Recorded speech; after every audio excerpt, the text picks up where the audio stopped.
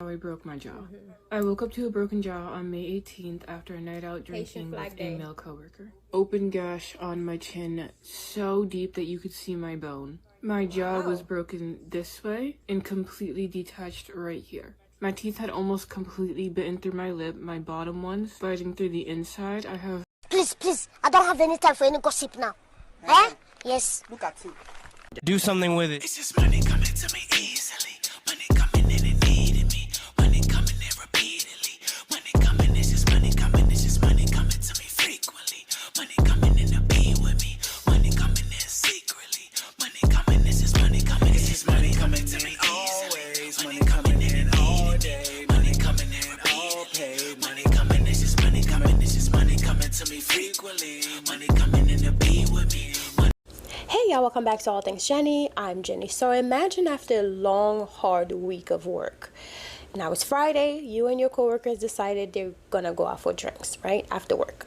You go out for drinks, everything went fine, only for you to wake up the next day and your entire jaw is broken. I mean, hanging on by a thread. You don't know what happened. Your coworker tell you that you took a little tumble, and that's all. But your teeth is literally hanging, your jaw broken.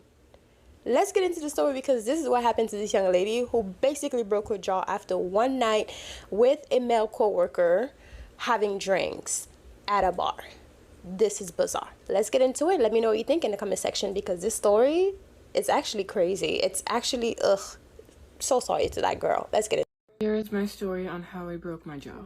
I woke up to a broken jaw on May 18th after a night out drinking with a male coworker. Open gash on my chin so deep that you could see my bone. My jaw was broken this way and completely detached right here. My teeth had almost completely bitten through my lip, my bottom ones biting through the inside. I have a huge amount of scar tissue right here. There's stitches all in here.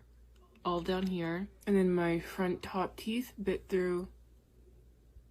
I don't know if you can see the scar tissue. God, girl. My front tooth completely came out, root and all, and then I chipped my other front tooth, and there's a molar that is chipped on the inside. That was all of my injuries though. I didn't break any other bones, didn't crack my fingers, I had nails on, didn't lose a nail, just a lot of bruising. On Saturday night, May 17th, me and my coworker decided to go out for drinks after work. Yes, he was a male. Yes, it was our first time hanging out.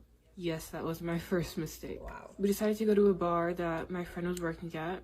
When we arrived to the bar, it was completely empty. There was like no one there and my friend was leaving. So the three of us left together in one car to go to a new club. The line was really long. My friend didn't want to wait, so she left me and my coworker there, which I never, ever blamed her for or was mad at her for or felt any type of way towards. Me and my coworker finally make our way inside the club after waiting like 25 minutes, and we immediately head to the bar. He orders us 2 shots each and a tequila soda, and that is literally the only thing I remember from that entire night. I will say that we were drinking in the car before we got to the bar, so I did not get there stone cold sober. I have never in my life ever blacked out before. I always know my limits when I'm drinking, and I don't do any sort of drugs or anything else like that. I'm literally 90% of the time a sober sister. So this was so unlike me. Everything that happened this night, I feel like was so out of character for everyone that was involved. Everyone was acting so weird. I can't even explain it. And I'll go into that deeper in a different video because I'm just trying to keep this as a story time. It's such a long story. This was my first time ever blacking out, and it was also my first time ever going out alone with a man. I wake up in the morning on May 18th to a text from my coworker saying, "Here is my story on how I broke my jaw." I woke up to a broken jaw on May 18th after a night out drinking with a male coworker. Open gash on my chin so deep that you could see my bone. My jaw was broken this way and completely detached right here. My teeth had almost completely bitten through my lip, my bottom ones biting through the inside. I have a huge amount of scar tissue right here. There's stitches all in here, all down here, and then my front top teeth bit through. I don't know if you can see the scar tissue. My front tooth completely came out, root and all, and then I chipped my other front tooth, and there's a molar that is chipped on the inside. That was all of my injuries though. I didn't break any other bones, didn't crack my fingers, I had nails on, didn't lose a nail, just a lot of bruising.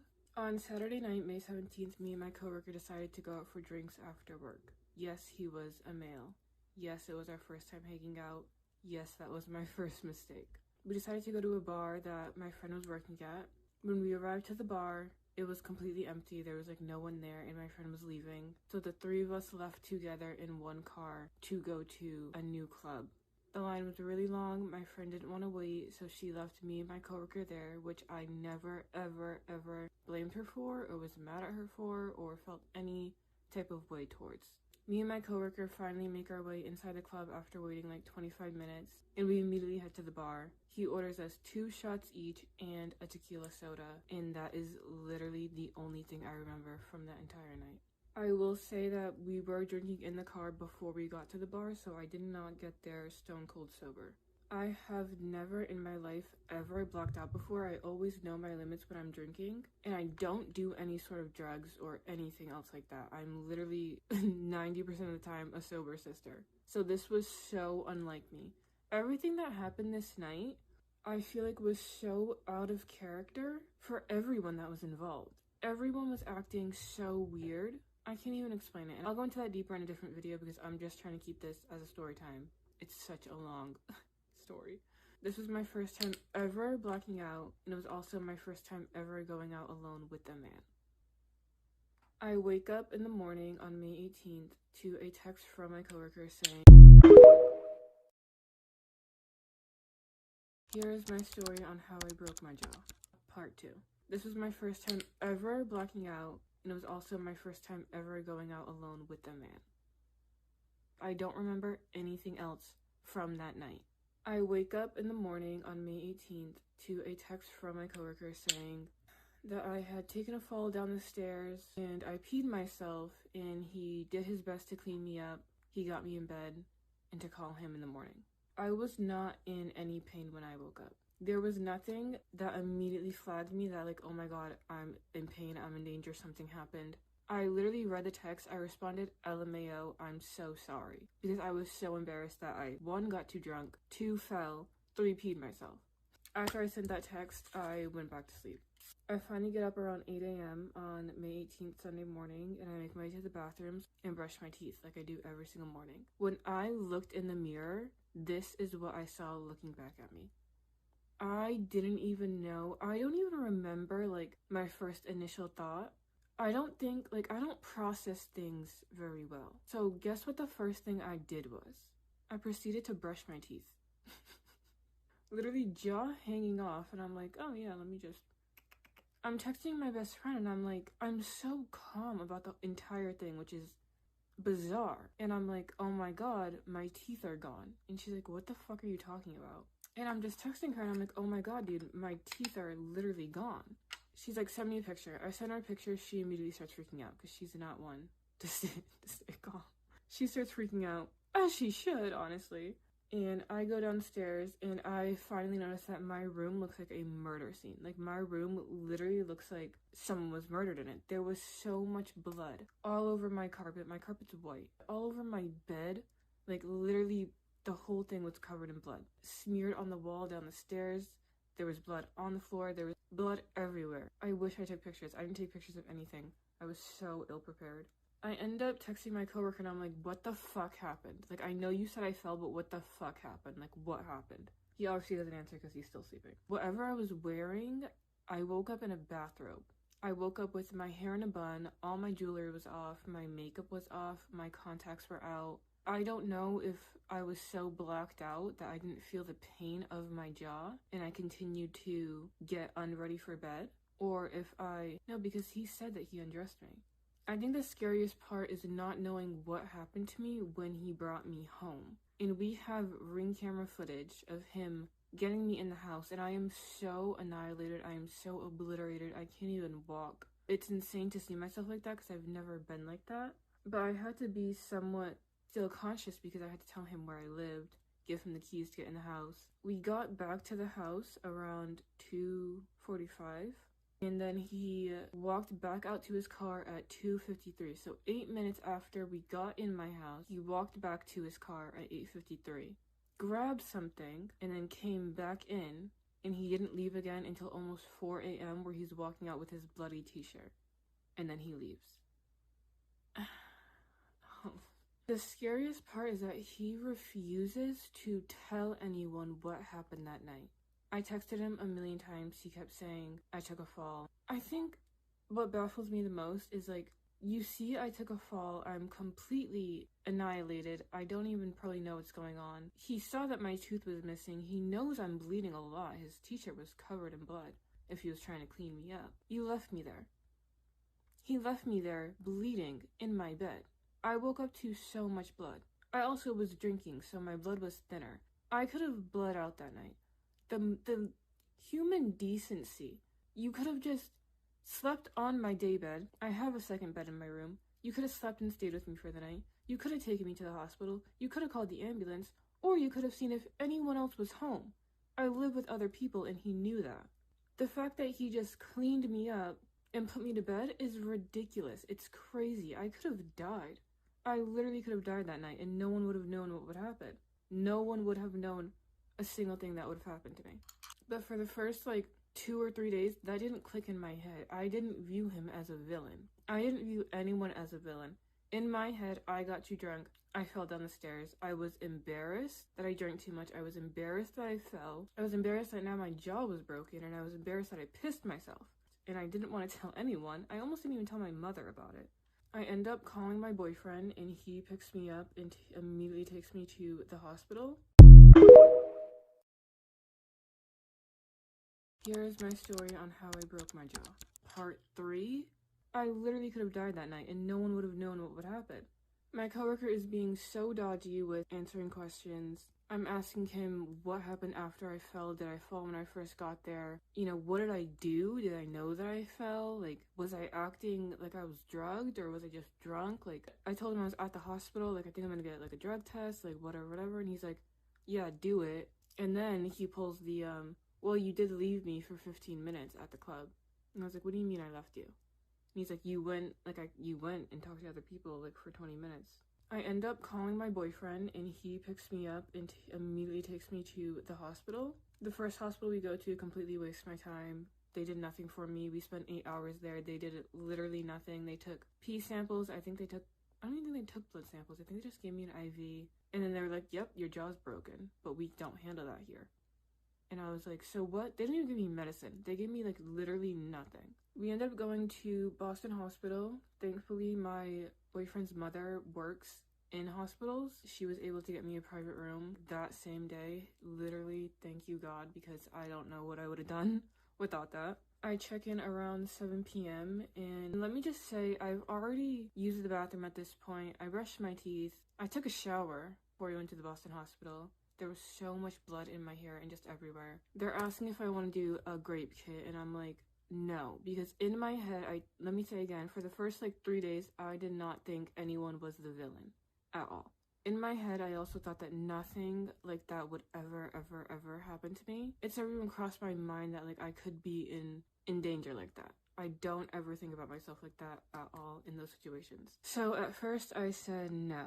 Mind you, I already showered, already used the bathroom, already brushed my teeth, and I was also just in so much pain. I just really didn't feel like doing a kit, and I also genuinely didn't think that anything would ever happen or that he would have done anything to me to begin with. My boyfriend and everyone asked the hospital a million times to please take blood samples and test me to see if I've been drugged. They took literally 12 blood samples. This was my arm from how many blood samples they took from me. And we made it very, very, very clear, please drug test me. We get the test results back from the hospital, and those mother effers didn't even test me for drugs. They tested me for alcohol, which and then they tested me for some sort of psychosis medicine. They didn't test for a Xanax, they didn't test for a roofie, they didn't test for a Molly, they didn't test for anything that we specifically asked for.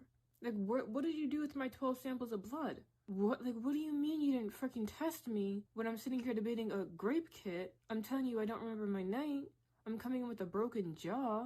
I end up getting discharged from the hospital. Everyone, literally everybody is telling me, you need to file a police report. You need to get the police involved. And I was like, I don't want to. Like, I really don't want to. Because I just knew that the police couldn't do anything. But they were like, they can go to the club. They can view the footage. They can see if you've been drugged. They can question this man. They can get everyone's story. Like, if he ever did anything to anyone else or anything like that, like, they would have it on file. Like, you need to file a police report. And I was like, okay. At the beginning, I just didn't want to do any of that. I did not think that my coworker was in the wrong. I thought it was nice of him that he cleaned me up, had to deal with all that. Like, I've only known him for like 2 months, you know what I mean? It's not like we were besties. I felt like a burden, you know, that there's nothing worse than like being that drunk friend, and that's what I felt like. I was literally so embarrassed. So about 6 days after the incident, we went and filed a police report. The thing is that I didn't know what I wanted from the police report. I didn't know what I wanted the police to get from me, which is one of the reasons why I didn't want to do the police report. I guess my biggest thing was I really wanted them to check the footage of the club and question my coworker that was involved. That's literally, I think, all I wanted from them. So we open the police report. I tell them everything. I give them all the screenshots that I have. I give them everything. And they're like, okay, like, we're gonna go to the club. We're gonna see if they have the footage. We're gonna do everything that we can to help you. Days go by and I don't hear anything from the police. Here is my story on how I broke my jaw. Days go by and I don't hear anything from the police. Mind you, my coworker texted me again, checking up on me, asking if I was okay. We called the detective days later and we're like, hey, anything? They say they went to the club to get the footage, but they got new security systems on the 21st, so all that footage is gone. I broke my jaw on the 18th. So all that footage is gone. I think clubs don't like sharing footage because it makes them look bad. They don't want to be known as the place where a girl got roofied, taken home and assaulted, and woken up with a broken jaw. You know what I mean? They don't want any smoke. So they got a new system. Could the police have pushed harder? I don't know.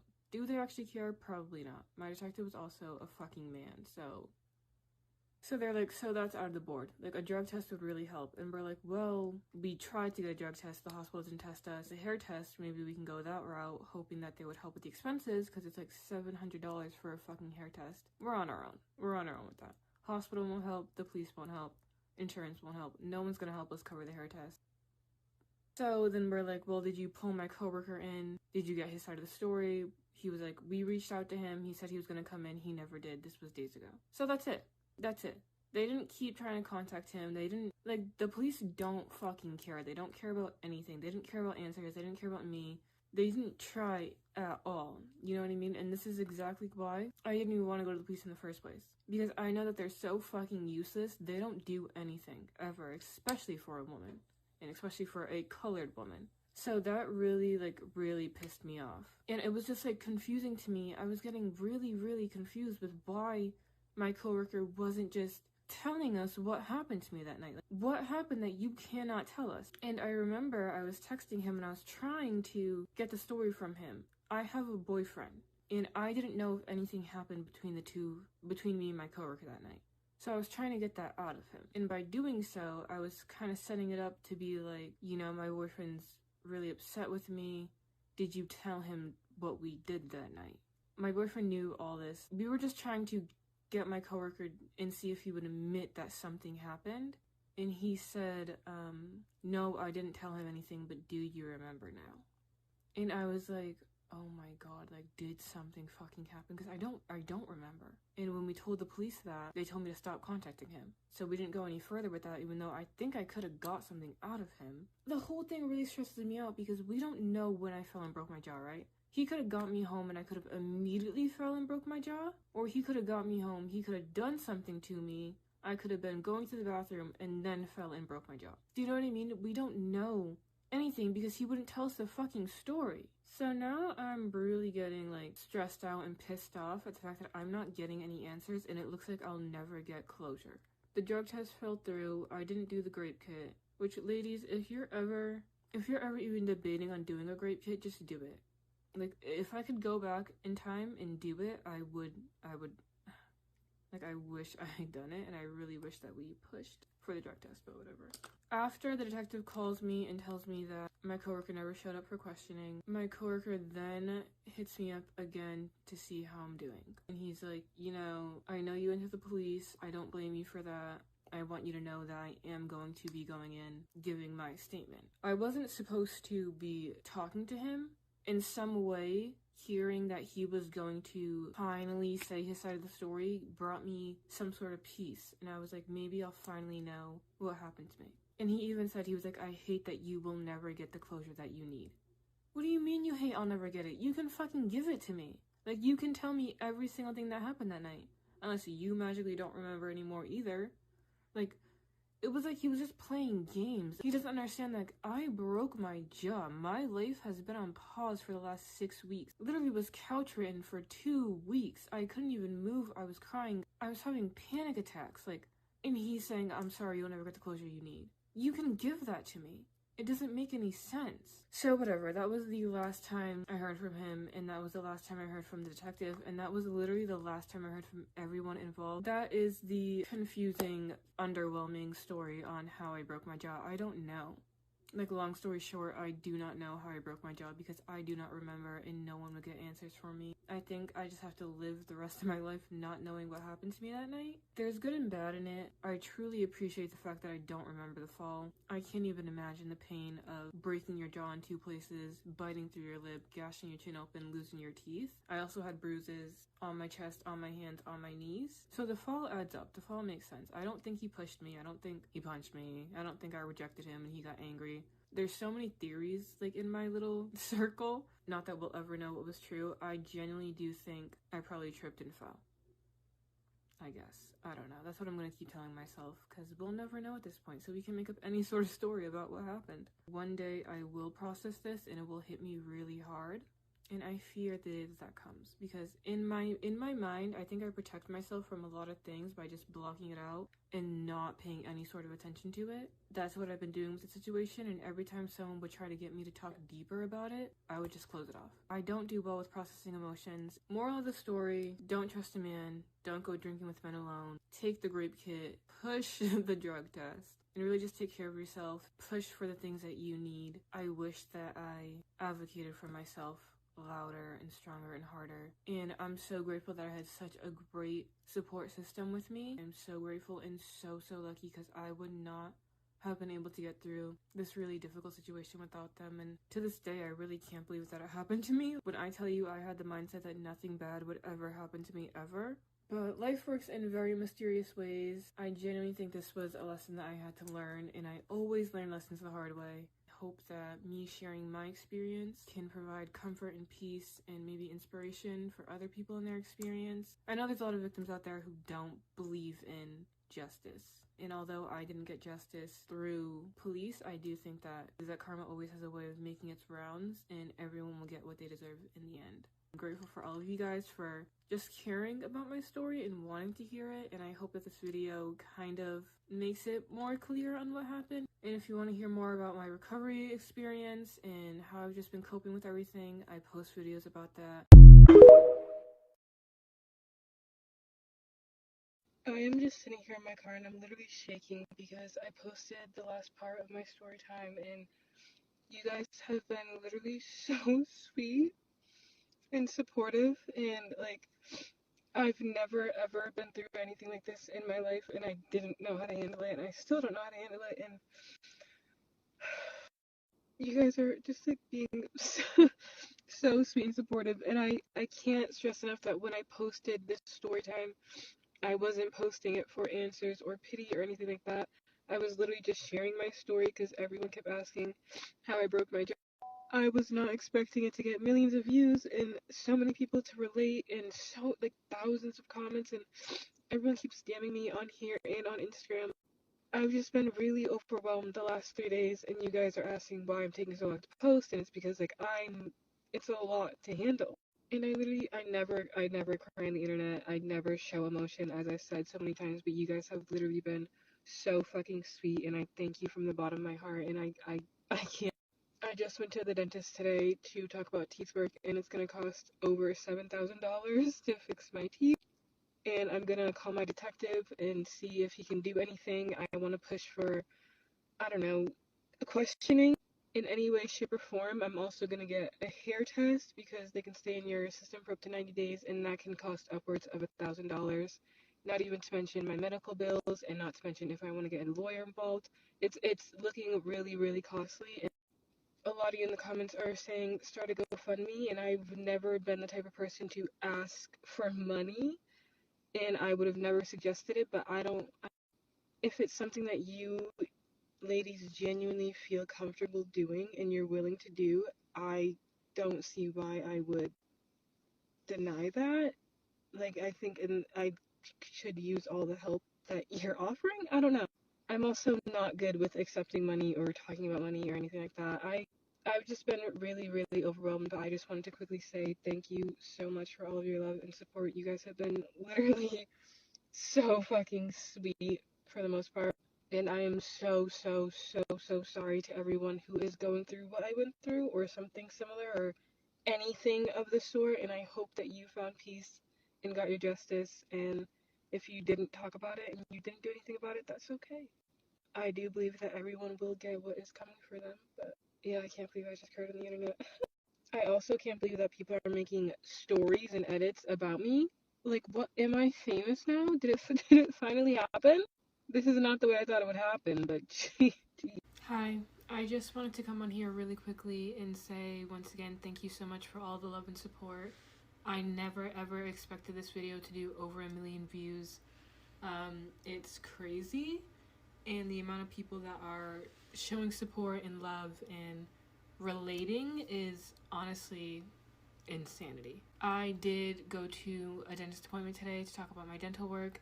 That is going to cost me a bag on top of my medical bills, on top of getting a hair test, on top of everything else, lawyer, legal action. It's going to cost a lot, and you guys keep telling me to make a GoFundMe, so I decided to make one. And I've never been the type to want to ask for help money-wise or come on the internet and ask for money. But you guys are really, really pushing it, and I literally couldn't be more grateful for you at all. So I did decide to make a GoFundMe. If you would like to donate, it is in my bio. If you would not like to donate and you just want to share, that would also help. If you cannot donate and you just want to show support, literally anything and everything helps. I am so incredibly grateful for everyone's advice and everyone's opinion, support, love through all of this. It's a hard thing to go through. And I'm so sorry for everyone who is going through it. There's so many people DMing me on here and on Instagram, and I'm trying to read and respond as much as I can, but I'm so sorry. I'm literally so sorry. Please, ladies, don't let your guard down. Like, it could happen to anyone. It happens to everyone.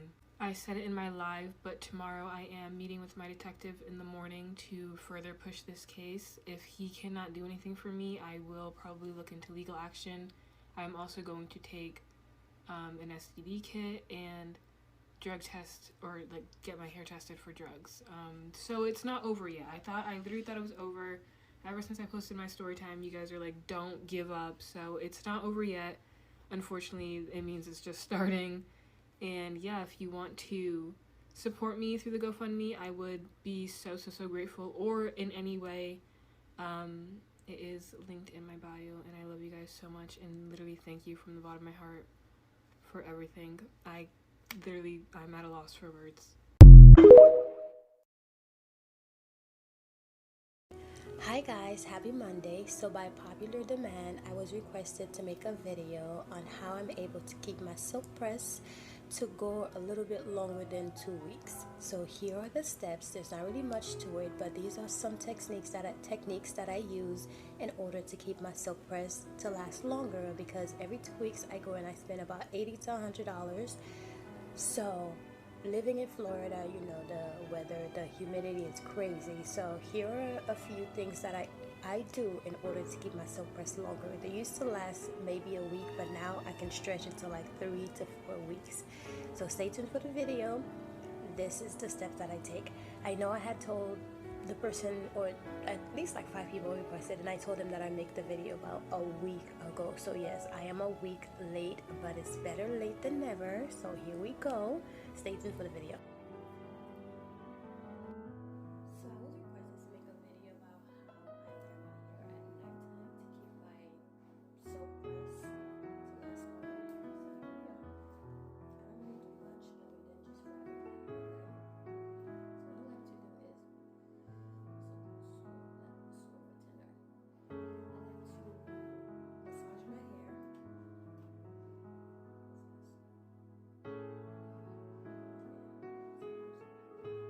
But anyways, I like to massage my hair really nice before I wrap my hair. But I want to sleep with my hair wrapped.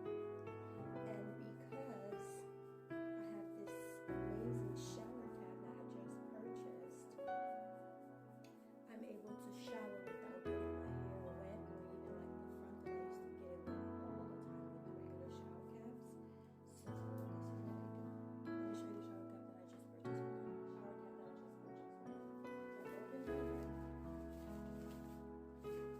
And it's like a satin, which I usually